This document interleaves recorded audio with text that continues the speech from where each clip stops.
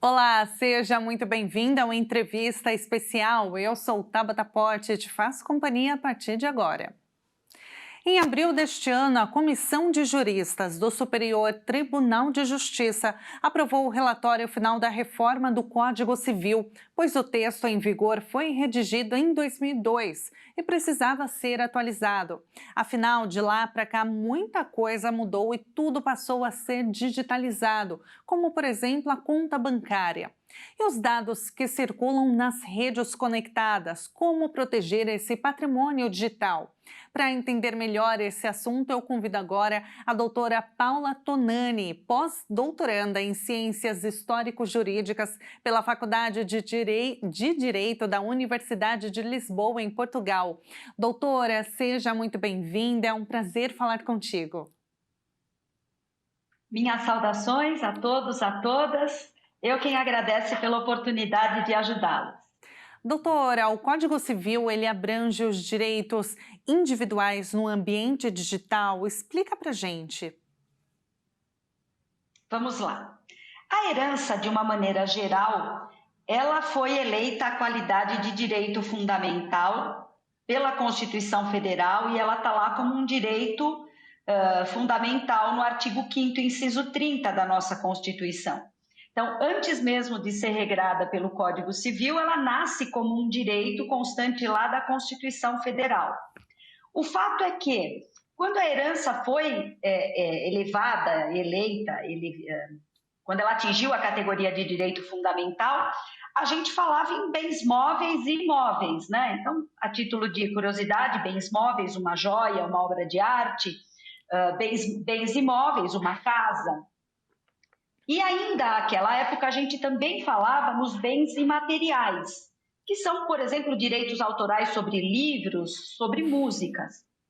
No entanto, com o advento dos bens digitais, como a gente hoje permite classificar, aquela legislação lá atrás, ela precisava ser de alguma maneira ou acolhida, ou adaptada, ou não.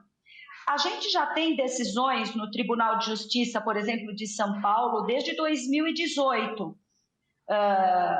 dizendo se os pais têm ou não direito a acesso às redes sociais dos filhos falecidos. Por exemplo, nós temos uma decisão de 2021 no TJ de São Paulo que já falava, por exemplo, da negativa do direito da mãe ter acesso ao Facebook de uma filha falecida, por exemplo. O fato é que essas questões corriqueiras nossas começaram a tomar um vulto um pouco maior. O que eu faço com o celular de uma pessoa quando ela vem a falecer? Ali dentro tem conversas de WhatsApp, ali dentro tem movimentação de criptomoedas, ali dentro tem o perfil da pessoa nas redes sociais e conversas imensas. Ali tem, por exemplo, eventuais NFT, que é numa linguagem mais simples, o dinheiro digital que ela circulou. E o que eu faço com tudo isso quando a pessoa desencarna? Né? Eu tenho que dar uma destinação. E foi diante disso que todo esse movimento de alteração do Código Civil viu a necessidade de pegar um direito que já estava constitucionalmente garantido e regrar de uma maneira um pouco mais ampla. Pois é, isso que eu ia te perguntar, né, doutora, o que seria essa herança digital? Na sua análise, isso foi necessário? Deveria ter incluído mais algum artigo? Ou está bem completo? Vamos lá. No Brasil, a gente vive dois extremos muito grandes, né? E esse cenário, ele também se replica em outros países do globo, ele não acontece só aqui. No Brasil, a gente tem pessoas que vivem absoluta exclusão digital, né? E aí a gente tem um problema para administrar, e a gente tem um outro nicho de pessoas que já vive da inclusão digital.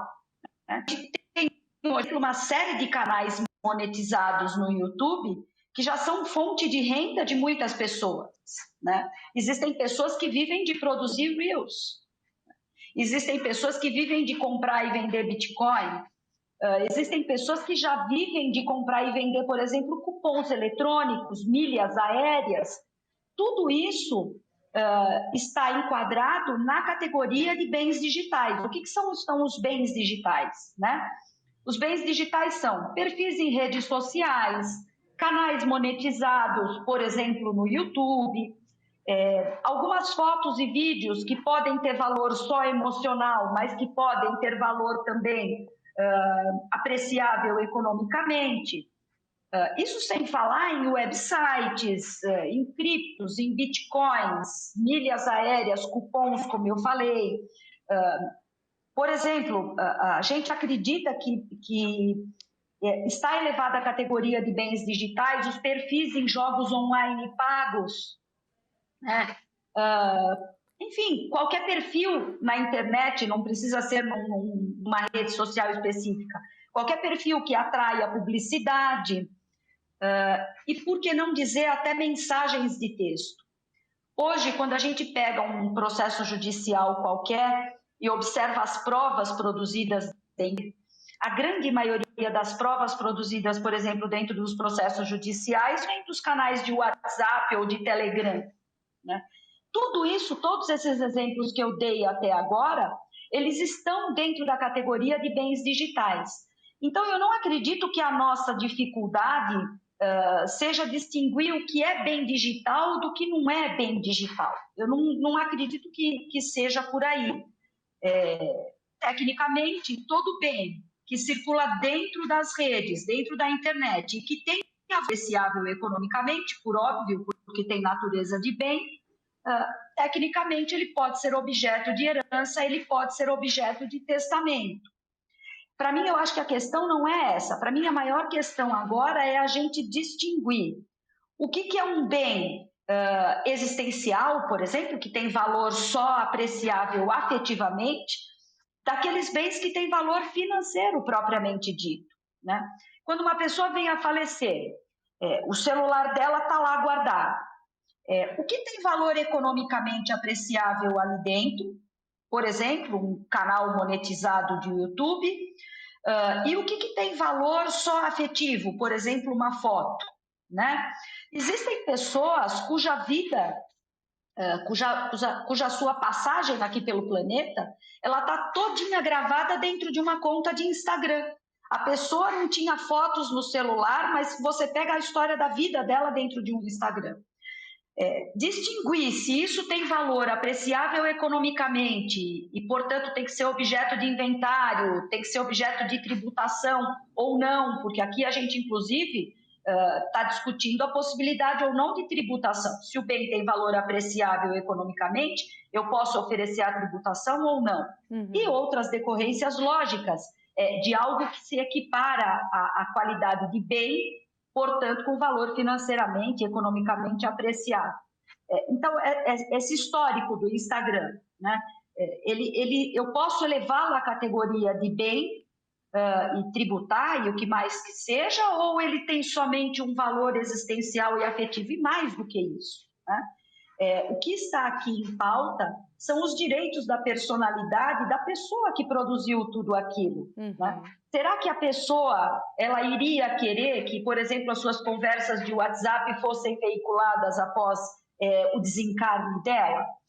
Todas essas questões, né, elas podem e devem ser objeto, por exemplo, de testamento. Com certeza. Eu tenho o direito, depois de desencarnar, de ver que algumas informações, por exemplo, não sejam circuladas, ou que sejam.